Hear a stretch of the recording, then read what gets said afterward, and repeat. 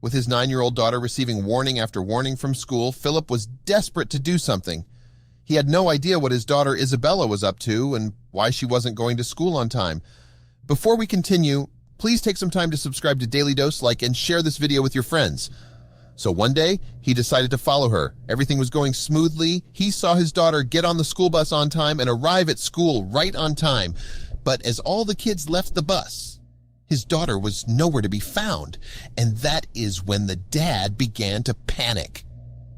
Philip and Patricia Pieri always wanted to have a family, and when the couple was blessed with a daughter, Isabella, they felt complete. The two of them were devoted parents to their little girl and tried their best to give Isabella the best life, despite struggling financially. The family lived in Utah in a small town where they had a strong network of friends and family. Philip spent his days and sometimes even nights working, trying to provide for his family, while Patricia spent her time taking care of the home and, of course, Isabella. Life was tough but manageable for the couple, but that was all about to change. When Isabella was only 3 years old, Patricia received a dire diagnosis which shook the family to the core. The strong mother was determined to fight back, and she did just that for 6 years, but sadly, she ended up losing her battle and passed away. This was a loss that broke Philip and changed Isabella forever. Philip had lost his rock, his best friend, and his support system.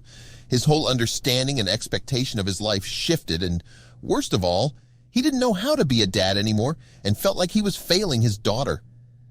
Isabella herself went on a journey full of grief and confusion. The young girl had lost her mother before she had even gotten to know her, and now was living with a father who she didn't even recognize anymore. After a year lost to grief, Philip knew he had to change. He had to get stronger, not for himself, but for Isabella. The single dad forced himself to forget about his own pain to be there for his daughter.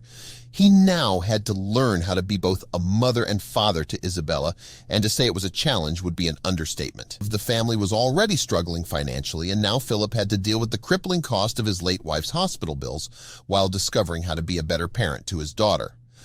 Of course, Philip wasn't the only one who had to change and adapt. Isabella losing her mother at such a tender age forced the young girl to mature faster. She became independent, and at times even helped her father deal with their loss. After 2 years, the two of them had managed to finally find a rhythm. Philip had found a better job, but his hours were tight, and this meant that he wasn't able to be there while Isabella went to school in the morning. Most kids her age would have buckled at being alone in the morning, but not Isabella. She quietly accepted the responsibility of getting herself ready for school every day without any help. The independent little girl woke herself up every morning, made her own breakfast, and got ready alone. Things weren't easy, but she soldiered on, and Philip couldn't have been prouder of his daughter. Just as the father was finally learning how to be happy, the first warning slip arrived. Initially, he didn't think much about it. It was a simple late slip issued by Isabella's school, and he thought it was okay to not give his daughter a hard time about it, since it was the first one she had ever received. However, the first warning was soon followed by another and another. 2 weeks in a row, Isabella had gotten late slips, and when Philip asked her about it, Isabella had no explanation. She actually refused to explain what was even happening. The father was getting worried. Not only was Isabella not acting like herself, but the school warnings also were rather insistent that his daughter could not be late anymore for school or she might be suspended. Things were getting worse every day, and Philip unsuccessfully tried to change his work hours to drive Isabella to school himself.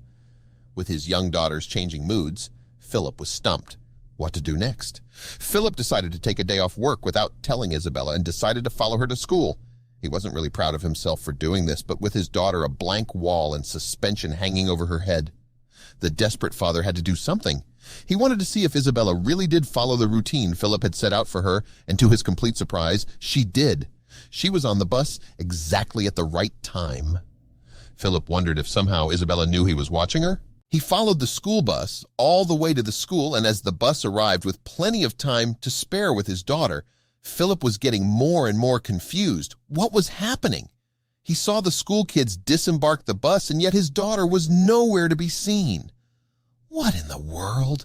He had seen her get on the bus, but she wasn't getting off it? What was happening? Philip waited in his car, and as he spotted all of Isabella's friends walk into school without his daughter, the father was getting worried by the minute. What had happened to his daughter, and where was she? He knew the last couple of years weren't easy for Isabella, but she was always so open with him and told him everything. This new chain of events was something completely unlike her, and Philip felt lost as to how to handle things. Philip drove to work, huffing and puffing at Isabella, and knew he had to confront her, and that evening he did just that. He sat the 9-year-old down and started the conversation off gently. He asked her if she was having problems sleeping or had made any new friends. Isabella answered no to both the questions, and when he asked her if she was keeping up with her morning routine properly, he saw a glimmer of hesitation. This was all Philip needed. He recounted to Isabella how he had followed her to the school and how she never left the bus. Losing his temper, he demanded an explanation, and finally Isabella broke down and told her father everything. The young girl revealed that she stayed inside the bus with the driver after all the kids had left. Alarm bells were going off in Philip's head at that statement, but when Isabella explained why, the father got teary-eyed. Ever since Patricia had passed away, Isabella was forced to do everything alone. Where once she had her mother to guide her in all things, now the 9-year-old had to learn everything on her own. While Philip tried his best, there were some things that he just didn't know how to do, and that was Isabella's hair. A topic which father-daughter had always fought about. "She'd get mad at me for pulling her hair. I didn't know how to do it," he admitted. At one point in time, Philip was so frustrated with Isabella's hair that he had decided to give her an impromptu haircut with his own shaver at home. The little girl loathed the new short hair, but knew that complaining would only make her father feel worse. So she put her head down and went along with it, and after 2 years, her hair had finally gotten long again, and with that, the daily battle of managing them had also begun. And that is where the bus driver comes into the story.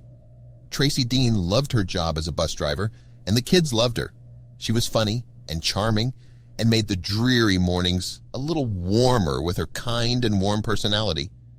So when Tracy noticed poor Isabella slumped in one of the back seats trying to hide her hair under a cap, she knew that kids could be rather cruel, and Isabella would have been an easy target with that unsightly haircut.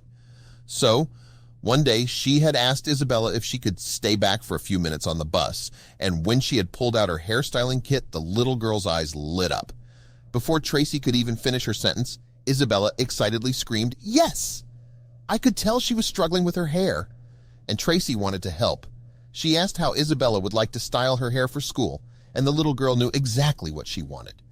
"We usually do 2 French braids first, and once in a while she just wants 1 braid," Tracy admitted in an interview. This had become Isabella's new morning routine and the reason why she was getting late from school. The first time Tracy had done Isabella's hair, it had taken her nearly 30 minutes just to brush out all the tangles. But what took most of the time was talking. Isabella opened up to Tracy and told her all about how her dad tried to help her with her hair, but he never quite got it right. And this only made Tracy want to help the little girl further. Tracy was a mother to 4 herself, and when Isabella told her that her mother had died because of cancer, a diagnosis Tracy herself had been given but had remarkably fought back and recovered from, the bus driver started crying. The two had developed a strong bond during their daily hairstyling sessions, and Isabella would tell Tracy about her day and more, making her get late from school. And now, Philip finally knew what was happening. The father was teary-eyed himself, and he vowed to tell everyone about Tracy, the bus driver, and the kindness she had shown his daughter. The story soon spread across the community and made Tracy, Philip, and Isabella into local celebrities, and soon the 3 of them were asked to do interviews to recount their stories. Tracy explained, "I didn't just survive for my husband or my children. I survived for these kids on the bus that need somebody to talk to or do their hair or whatever. I also taught Isabella how to brush her hair. She'd get on the bus and she'd say, 'I brushed my hair. Does it look good?' I'll say, 'You did awesomely.'" And now that Philip and the whole community knew what was going on, the father couldn't have been more grateful. He said, "One day Isabella came home and it looked beautiful. I call her my princess and she looks the part. She plays the part and her confidence is way up, which is what I've been intending," Philip said.